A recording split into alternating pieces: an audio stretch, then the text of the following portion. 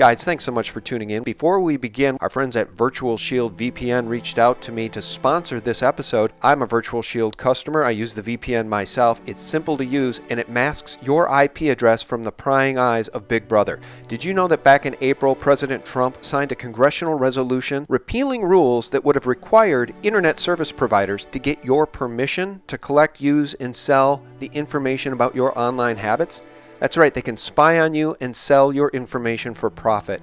Guess what? You have the right to remain private, and it's very simple to do with a high-quality VPN like Virtual Shield. Check it out, guys. Here's my IP address without Virtual Shield, and here's my IP address with Virtual Shield.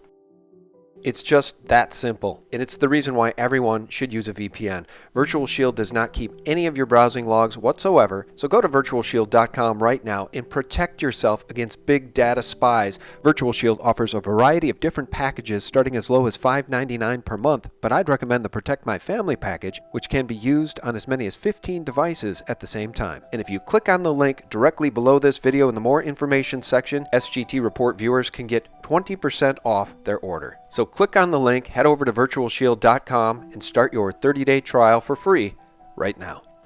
Hey friends, thanks so much for tuning in. You know how much it means to me. This is a real American hero I have on the line. Her name is Dr. Laura Pressley, and she ran for City Council in Austin, Texas in 2014. And I want to give thanks to our friend Sofia Smallstorm for helping arrange this interview. Listen to this brief snippet from Laura's interview with Sofia. I've co-authored many peer-reviewed articles on technology, and so I'm not the person you want to steal an election from with a computer because I know how they work. So I ran for city council. There needed to be some fiscal responsibility in my community, and so I decided to run. And what happened to me was just incredible. It was incredible indeed, and we're going to talk to Dr. Laura Pressley about it right now. She holds 4 patents. She has a PhD in physical chemistry and physics, and she's worked 17 years in the semiconductor industry. It's my great pleasure to welcome her here now. Dr. Laura Pressley, how are you? Hello, Sean. How are you? Oh, I'm very good. Thank you so much for joining us. And guys, if you want to hear that entire interview with Dr. Laura Pressley that Sofia conducted, head over to aboutthesky.com and check that out. And I'm here to tell you guys, she really is an American hero because it's my opinion here that legal blackmail was used against Dr. Pressley as she pursued what is clear electronic voting fraud. Why don't you set the stage for us, Dr. Pressley? Remind people, how long ago was this? I think it was 2014, and you're running for city council. Now, in the minds of many of our listeners, that doesn't sound like the type of election anybody would want to steal from anybody, right? These smaller city elections. Why don't you set the stage for us? Tell us what happened and how this 24-year-old, no-name young man moved to your area right before the election, and suddenly he beat you 2-1. Absolutely implausible. It is implausible, and I'm exactly with you, Sean, on this.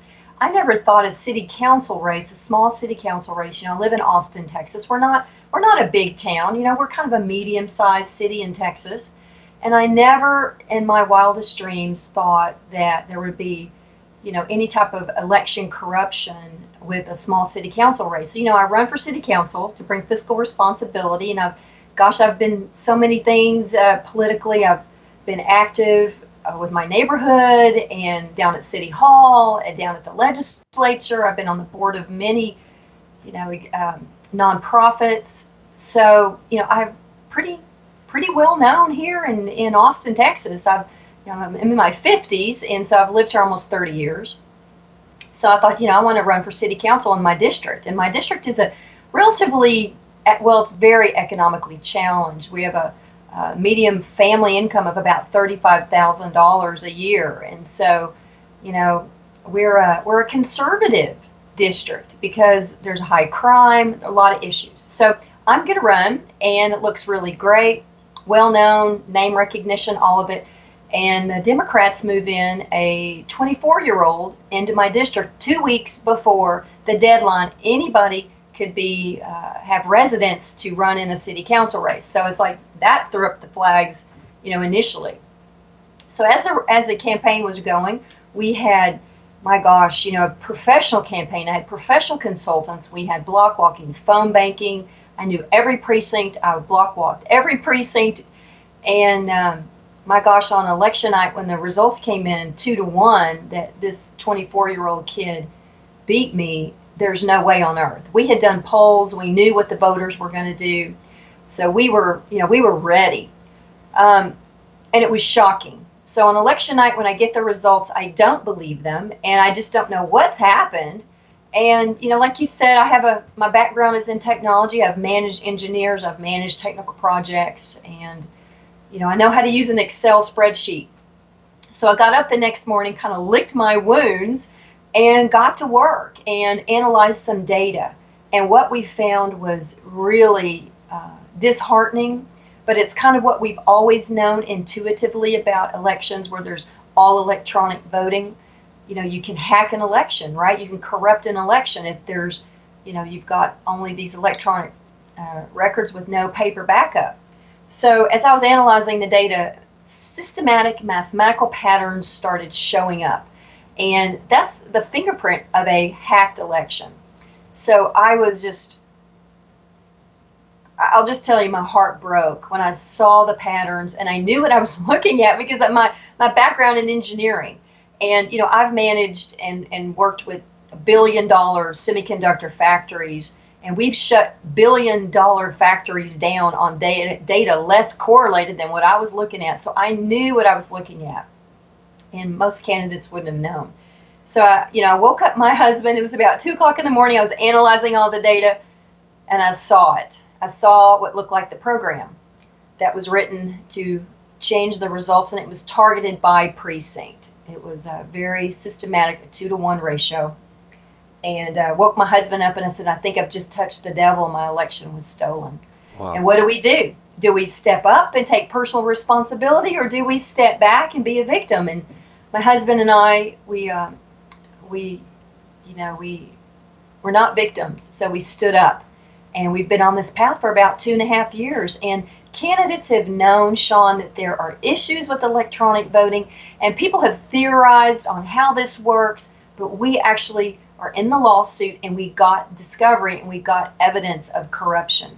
So it's been a path for the last 2.5 years. And, I have a friend in Houston who told me one time, when opportunity knocks, it's wearing overalls and it looks like work. And so this opportunity is a gift, I think, and we're just, moving forward and carrying it forward into the courts of Texas. Yeah, and justice has been very difficult for you to find, so we're going to talk about that. I mentioned what I'm referring to as legal blackmail, and we can get to that in a minute, guys, but this is going to be why we're going to be asking for contributions to help, because this case is going to the Texas Supreme Court because of the courage of this woman and her husband. The legal blackmail, we'll get to that, little something called sanctions. We'll get to that in a second, but $100,000 in sanctions promised not to be implemented against Dr. Pressley if she just went away. She's not going away, and she's going to need your help to take this thing all the way to the Texas Supreme Court on behalf of all of us. So let's talk about patterns. We know that Bev Harris from Black Box Voting, we've seen her wonderful documentary on HBO, Hacking Democracy. She says look for patterns. What patterns did you find? Tell us about this evidence. Yes, and Bev Harris is a dear friend. When we first started down this path, I called her and I said, Bev, we have some friends here in Austin who were common friends with Bev Harris, and got me in contact with her. And we went, we discussed this for hours about the patterns and what to look for. And we shared with her what we were seeing. And I'm going to walk through this kind of in a very cursory way, because usually I have a presentation that I do with a PowerPoint. But I'll walk through this. The first pattern that we saw were that there's 18 precincts in my election, and that's just a small election, for city council district election. But each one of the precincts had the ballots that the county reported as being cast and counted. Each precinct had more ballots than names that had voted. Okay, and up to some cases 12 and 7 and 11. And in Texas, you can only be 1 or 2 votes off. You can't be, 12 or 7 or 9. And so that was, those are not big numbers, but it tells you there's an issue. It wasn't just one precinct. every precinct, I think every 17 out of 18 precincts did not match with the number of ballots and the number of names that voted. So that didn't make sense. That was the first thing. The second thing is we were in a general election with about 8 candidates, myself and 7 others. And then we were in a runoff, myself and my future opponent, the young 24, 25-year-old. And what we noticed was it was on election night, one of my volunteers made a comment, Laura, you supposedly lost the runoff at the same ratio that you lost it in the general. And I was like, I didn't really understand that, Sean. But I went, as I was looking for patterns, that kept kind of nagging at me when he said that. And it's very interesting when I go back to that young man and I said, do you remember what you told me about the ratios of the votes? And he goes, I didn't tell you that. I don't even know what that means, Laura. And I was like, no, you told me. And so he doesn't even remember it. There was so much passion going on that night and so many things happening. But so that was the first thing I looked at was this ratio. And it was shocking, Sean. If you look at the mathematical pattern of precinct voting in the general election and the runoff, I got the same ratio relative to that opponent, my young opponent in the runoff. The same ratio. It was 2-to-1 in the general election and 2-to-1 in the runoff, which makes absolutely no sense. And then there were precincts that stayed exactly the same percent. 3 precincts, even though half the voters attrited out in the runoff. And that happens all across the country. When you have a runoff, about half the people don't show up. So how can you maintain the exact same ratio percentage-wise in the general election where there's 2x voters and in the runoff where there's half of them? And so that did not make sense. So I had a statistician, we were showing the data. I had a statistician look at it and he goes, Laura, plot on an XY graph the results by precinct for the general election versus the runoff. And my gosh, Sean, what we got was an absolute straight line with an R squared of 0.98. And anybody that loves high school algebra will understand that, because you don't expect a straight line with data. You expect a scatter plot, and that's kind of an engineering thing that, with experience, when you're looking at trends and you're looking at data. So we found the straight line. It was 2-to-1 and did not make sense at all. That is absolutely not a random result as you would expect when you're analyzing this stuff statistically. So we knew what we were looking at. I knew exactly what we were looking at when I saw it. And that's what my stomach just got sick, and I knew it. You know how in your heart and your soul you just know something. So that was the beginning of looking at the patterns, and yeah.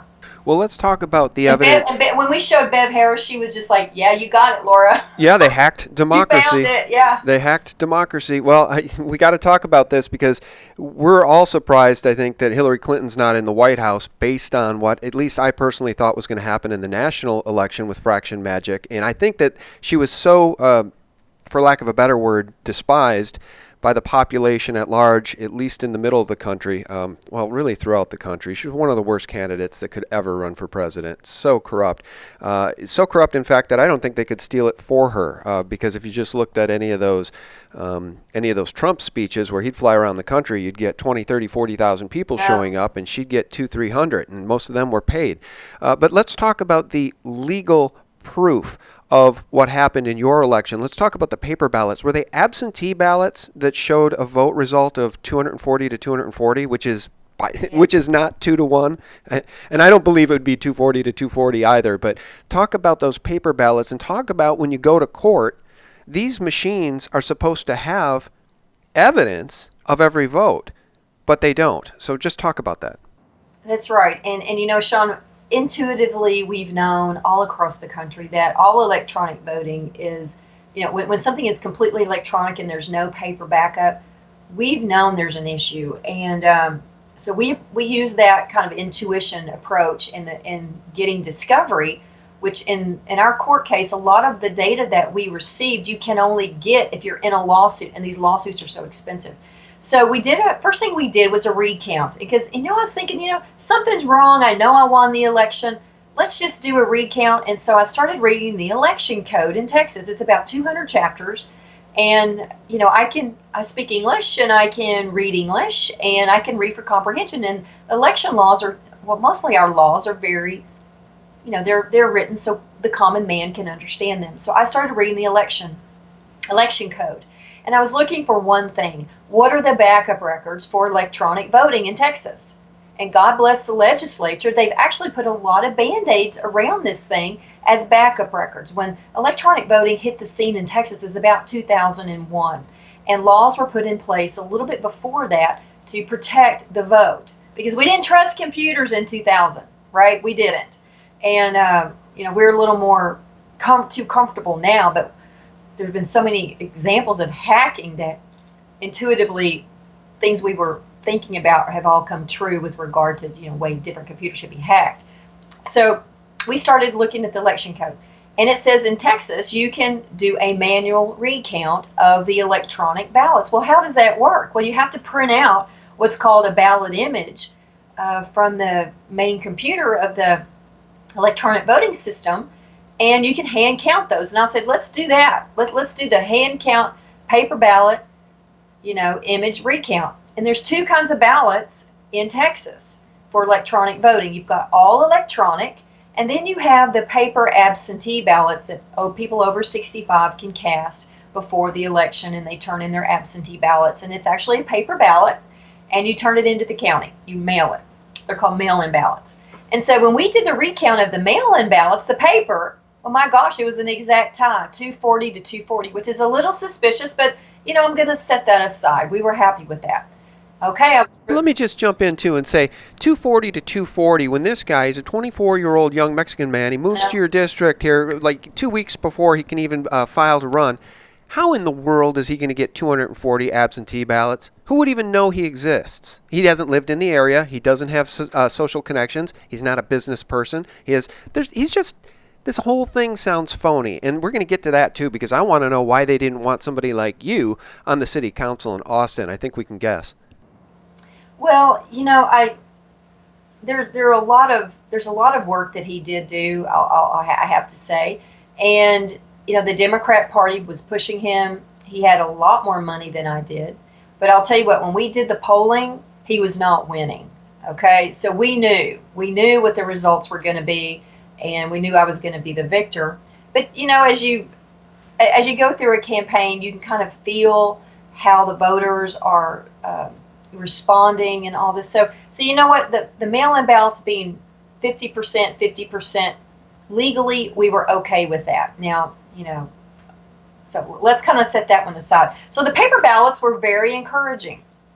And then we started doing the electronic ballot recount. And they pulled me into a room before we started the electronic ballot recount and said, Dr. Pressley, we need to tell you something. We can't give you a ballot image, which is what is required by law, an image of the ballot. We can't give you that, but we can give you something else that the Secretary of State of Texas says is just fine. It's called a cast vote record, and we're going to recount those. And I'm like, wait a minute.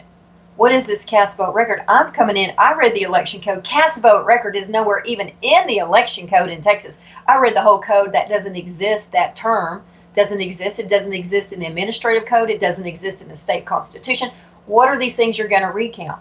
Well, let us show you. So I went and saw these things. All they were, Sean, and I'm a computer person, right? So all they were a data structure printed one per page to what the main computer said was the result. So I'm like, wait a minute, this is not a ballot. And actually, the state constitution in Texas requires that the ballot be uniquely numbered. And the reason for that, this law came into play in the 1800s in Texas. It's in our state constitution that ballots have to be numbered. And that is what I call the holy grail of election integrity, because if you know your ballot number and you see who you voted for Donald Trump, and when there's a recount and your ballot number doesn't reflect your vote that you voted, there you are. You have absolute proof of fraud and someone is going to jail. So ballot numbering is the holy grail. And very few states in the country require ballot numbering. And I want your listeners to go back and consider, in their county, in their state, are your ballots numbered? Do you cast a paper ballot and it's scanned electronically, but it's got a ballot number that you can record and you can prove later how you voted because you know your number? Or do you cast a vote on an electronic voting machine, which there's no number? So that's our main legal argument, are these ballot numbering issues, because the ballots that they recounted, in my case in the electronic systems, were not numbered. And we said, stop the presses, this is an illegal recount. The only legal ballots in my recount were the paper ballots that were tied. So you know what? We need a new election that is carried out with a system that meets state law, and whatever that looks like. Okay, and we said the paper ballots are legal. Let's do another election with paper that's verifiable. And so we filed this lawsuit. And actually, candidates across the state have known this has been a problem for the last 13 to 15 years. When they try to do recounts, they know that they couldn't get a real ballot. So here, look at this, Sean. Most people, probably most of your listeners, have worked with PDF documents. This ballot image issue is so important that this file, this PDF file that they use to print the records from, you can just move a page in and out, right? If they're not numbered and they're not trackable and traceable, anyone with access to an Adobe Acrobat file can move these electronic cast vote records in and out and print them and count them, because there's no accountability and no traceability. That was the issue, and that's the biggest legal issue in our case, and we're moving forward with that. Well, let me ask you this here. Let's talk about these sanctions, because this is where I really think you and your husband have acted heroically. Look, anybody listening to this, listening to you, understanding the ease with which elections can be hacked through electronic voting machines. If you've watched Hacking Democracy, if you've listened to any interview Bev Harris has ever done, you know this is possible. What you are describing is the farthest thing from frivolous that I can imagine. And the judge threw out your lawsuit calling it frivolous, and he sanctioned you guys. He sanctioned you with $100,000, really a penalty, right? Because he called it frivolous. You're wasting the court's time. And then he said, I'll tell you what, if you don't appeal this, we won't enforce the $100,000. That to me is legal blackmail, and I could see how it would be very, very effective, and most folks would go away. Most folks would say, look, this system can't be beat. It's too corrupt. I've got a life to live. I've got a job to go to every day. I have kids to raise, and I certainly don't have $100,000 to give to this corrupt system, so I'm going away. But you guys didn't. That legal blackmail will leave most folks with a tail turn, they're going to turn tail and run. How come you didn't? Well, it's a very interesting question. And, we had, in my opinion, and in a lot of people's, and in my lawyer's opinion, huge amounts of evidence. We had proof of no numbering, and Texas requires numbering for ballots. The county also told election judges in my election, don't print the backup tape for the election results at each of the precincts. And that is a mandatory election law in Texas. And so I'll tell you, here's the deal, Sean. If you don't have the backup records for the election results, then, you could just do what you want down at the county office and in your fraction magic, however it's being done, to corrupt the election results, right? So if you don't have the backup results and you don't have the, numbered ballots to go back to, man, fraud can just waltz across Texas. And the other piece of evidence that we had that I want to share, and this is one thing that Bev Harris was very interested in, because a lot of people, there have been so many election activists across the country that have theorized how these, corrupted elections occur. And we actually got evidence of an audit log of the main computer. And on that audit log, which is a time date stamp of all the activities and the log in and log outs and any kind of issues that were found on the main computer where all the, the votes come in to get tabulated, we found corruption errors. And that was just like a hit, just a smack in the gut. Actually, the evidence we have no numbering. We had, they told the county not to print the tapes. We had audit logs that showed corruption errors, and actually the memory card that was corrupted. Think about this. Would you like to see on your counting computer at your county office have these error codes of corrupted mobile ballot box, corrupted memory cards that are coming in from the precincts? The computer, in our case, did not recognize where these memory cards were coming from. And it is our theory, and we tried to prove this in our case, our theory was that that corrupted card had a program on it, the 2-to-1 program targeted by precinct. And that's how the result was not what, was honest. And so we also had the audit log of the memory card that was corrupted, and that memory card was missing for 19 days out of the county office. Oh, yeah. So we had all this evidence, right? And so frivolous. This is frivolous. Well, I'm sorry. Case, in good faith. I need to end this interview because this is so frivolous. The judge was appointed from outside the county, and I respectfully disagree with the court, with the trial court's assessment, and like you said, we were approached by our opponent's lawyer, and it was said, if you do not pursue this, the appeal, we will not pursue the sanctions, and that was very compelling at the time because we had, legal fees that we've dipped into our own personal savings for this. We're in debt $60,000 of our own personal savings. The case so far is about $300,000, and we've raised $240,000 right now, and we've got more legal bills going into the Texas Supreme Court. So at the time, Sean, this looked pretty good, But my husband, again, we sat down and we said, do we step back and we be a victim, or are we going to step up and be responsible? Because someone has to take this through to the Texas Supreme Court and appeal this, because it's the right thing to do, and it's the legal thing, and it's the just thing. And so we did. It was a hard decision, and when you're in that, it is very stressful. It's very scary, but I'm a woman of faith, and I believe in doing the right thing. I grew up, my dad was a cattle auctioneer at the stockyards in Fort Worth, Texas, and he raised us to do the right thing, and we decided to do it. So we appealed, and unfortunately the appeals court, the first level appeals, the third court in Austin, Texas, sided on the side of the trial court, and they confirmed this was a frivolous case and sanctioned us another $25,000 on top of that. And then we disagree again. We respectfully disagree with the appeals court. We think our issue is a constitutional issue in Texas. There's case law that supports ballots in Texas must be numbered. There's case law all the way back to the 1800s, not just the constitutional provision that says it. There's actually case law from 1800s all the way through 2011 that says ballots in Texas, even electronic ballots, have to be numbered. And so we're just going off of that previous case history of the Texas Supreme Court, and we filed our appeal and our petition for review to the Texas Supreme Court. Now we've got some wonderful news. There's a lot of steps in the Texas Supreme Court that you have to kind of get through, and we keep moving forward and forward and forward.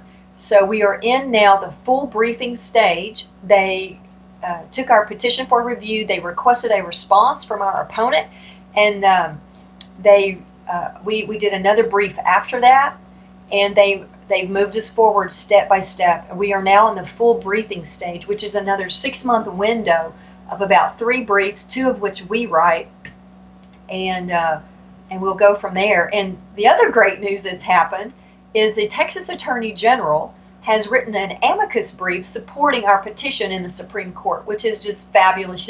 It's been 2.5 years, Sean, kind of grassroots. I've been giving presentations all over the state. I've given about 200 presentations across Texas to raise money for this case. This is how we've raised $240,000 so far. I go and do presentations all over Texas, and the people, the grassroots, and I've presented to Democrat clubs, Republican clubs, Green Party, Libertarian, retirees, Optimist clubs, Rotary clubs all over Texas. And we, the people, want honest elections. It doesn't matter what political persuasion. We all want honest elections. We just want to block walk and phone bank and donate to our candidates because we know they're the best, and let the chips fall.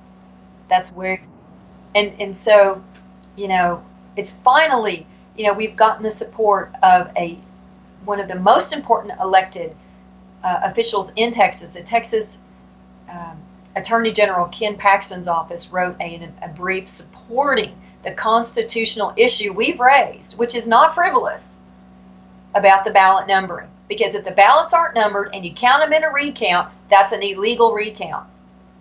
Those are not real ballots. That's Who right. knows where they came from?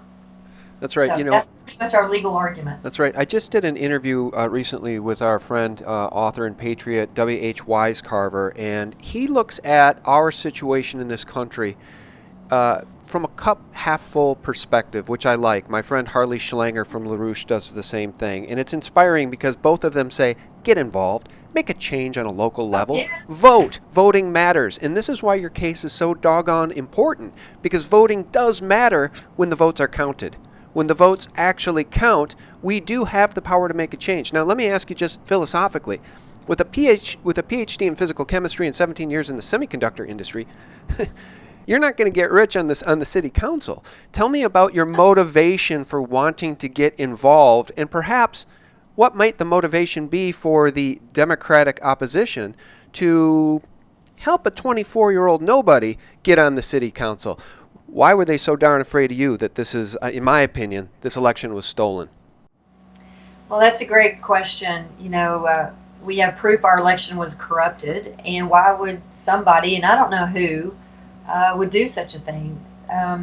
It's very interesting. I was an outspoken, I've been an activist in a lot of different controversial areas. Fluoridation, my PhD's in chemistry, and I've been a vocal opponent of fluoridation in the tap water, especially for babies and young children, because of the data that's out there, the research that's out there, that it says it damages their cognitive development. So I've been outspoken on that. I've been outspoken on the TSA, the scanners, and the microwave radiation, because I understand that, the physics and the chemistry of it, how it affects your body, and so I've been outspoken on that. And I've also been outspoken on public-private partnerships, which is more of a mainstream, issue for the grassroots. And taxes are very high in Austin, and people are moving out because they can't afford to be here, and there's gentrification going on all over the city. And I spoke out multiple times on public-private partnerships. And I was down at City Hall this summer before the election in November. This was in 2014, and I spoke out on a waiver that was to be given to a corporation for building a large building downtown. And it was we saved $4 million in 20 minutes. Oh my gosh, imagine if I sat on the city council, the waste that we would just chop away at that gravy train, right? And, and my belief is that, that is one of the reasons where, I was not the chosen one who they wanted on the council. So, there are a lot of issues that, I was raising, and being the truth, being the voice, speaking truth to power. And I think that's one of the reasons that I probably was not wanted on the council. But that's who you want on there, because, you want to be able to cut cost and bring your expertise of technology and bring your expertise. I've been a business manager. I was a gross margin manager for $1 billion networking business, when I was in the semiconductor industry. And I know how to cut costs. I know how to find issues and empower people to raise where things can be, costs can be reduced. But that's a gravy train, right, that keeps flowing, and that keeps the taxes high for all the grassroots and all the people of a community, and I wasn't going to stand for that. Well, let me ask you this. We want to support you to the degree that, look, times are tight for a lot of people in this country, but you've taken on a leadership role here for us in terms of exposing how these electronic voting machines can hack our democracy. And in your case, that's exactly what it did. You're going to the Texas Supreme Court. You're $60,000 in personal debt because of this. How do we help support you? I've got a good 1,000 people, I count, among my SGT Report subscribers who are hardcore, wonderful people who support me on Patreon. I bet each and every one of those people would throw $5 or $10 your way. How do we do it, and where do we support you so people can donate and help support you as you go to the Texas Supreme Court? Well, you're so kind, Sean. And I'll tell you what, we would not be here if it were not for the grassroots and people supporting us with small donations, because there's more of us than there are of them. And we're not going away. It is this case is, it started out being an election contest for city council. And actually the term is over now. It's already over. The courts move so slowly that we are, this issue is not so much about me getting on city council right now. It is about honest elections in Texas. It's about honest elections across the country, because we're the first candidate in the country that's ever gotten these audit logs and actually shown how the stuff can happen, how memory cards can be corrupted, and then it can download a program and backwrite all the results. And Bev Harris has been theorizing on this, and so many election activists have had shown patterns. But you have to be in a lawsuit, and candidates are the only ones who have standing in the courts. Voters don't have standing. So it takes candidates to do this, and it takes candidates that will not be scared away. Because you know what? It hurts to be told that you've lost, and you're tired, and you're in debt already after an election's over, because you've already spent all your money, and mostly you've spent yours too. And the idea of going to court and standing up is absolutely overwhelming. But I'll tell you what, people want the candidates to do it. People want their candidates to stand up, because you know what, if you don't stand up for this as a candidate, are you going to stand up in office? That's the question. So, we would not be here if people were not backing us. And when I started this mission of going down and taking this election contest, to the courts, wanting to get, justice, I did not know what was going to happen. I had faith that the money would be there, and it is. So, and you're just part of this also. So I want to say how grateful I am, and how thankful I am that you want to get the word out and want to help us. And how people can donate if they're interested is our website. It's PressleyForAustin.com. PressleyForAustin.com. And on the donate page, you can donate online. Our address is there if someone would like to mail us a check. Either way. And I'm just so grateful, because we would not be here without the grassroots. And actually, Sean, we have a donor right now who's matching donations up to $3,000. So anybody that gives $5, it turns into 10. So, that is, that's just an added gift and blessing that we have a donor that's going to be doing that for us. We are looking at raising $10,000, $10,000 to $15,000 for this next stage of this Texas Supreme Court. And there's a saying we have in Texas: as Texas goes, so does the country. So this case in the Texas Supreme Court is going to impact all the elections across the country. And I envision that all states will have a numbered ballot that the voter sees, so that we can have honest and fair elections across the country. Because honest elections are happening. We want more of them. And that's what we're here for. Absolutely. Well, you're an inspiration. You're very courageous. You have our utmost respect. And guys, I will put the link right below in the more information section to the website, so you guys can head over there. Throw $5, $10, throw whatever you can at this, just to show support for Dr. Pressley and her husband, and for our country. As Texas goes, so goes the country. And I think this is a very, very important case. Final words from you, Dr. Pressley. Thank you so much for your time. We really appreciate it, and I really appreciate you carrying the torch of liberty on behalf of all of us in this fight. You're very brave. Well, thank you. And Sean, if we don't have honest elections, we have a representative form of government in this country. And if our elections are not honest and fair, what are we doing? We give money to candidates, but if the vote is changed in the last couple of hours of the election on election night behind the scenes where no one can see it, and I know I voted right, we blame each other, right? We will blame our neighbor, we will blame each other, and there's a disjointedness that happens in our culture and in our communities because we blame them. When actually, what if the result is not the honest result? And we all voted correctly. So I believe that this is the absolute most important issue. You know, we give money to candidates, but what happens if we can't secure the vote?